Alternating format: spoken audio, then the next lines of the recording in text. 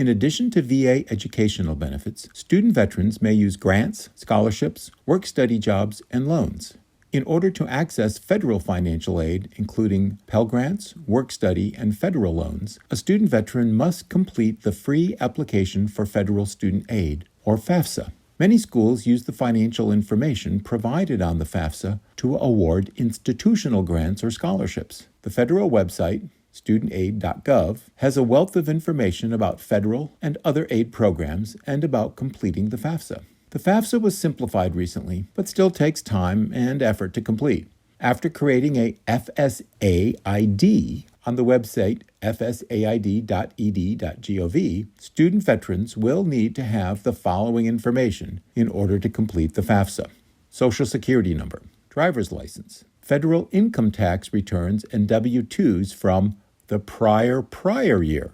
For example, information from 2019 for the 2021-2022 application, bank statements, and records of other investments and untaxed income. Student veterans should check the box on veteran status in the dependency status section, which ensures they will be characterized as independent students and don't need to supply financial information from their parents.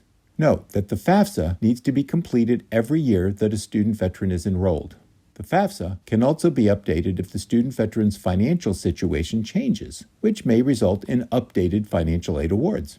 In addition to the FAFSA, over 200 schools require students to complete the CSS Profile as part of their financial aid process. The CSS Profile is a private survey that is used primarily for the purpose of awarding institutional aid as opposed to federal aid. In general, the CSS Profile asks for more information than the FAFSA in order to provide colleges or universities with a fuller picture of the factors that influence the student's ability to afford college.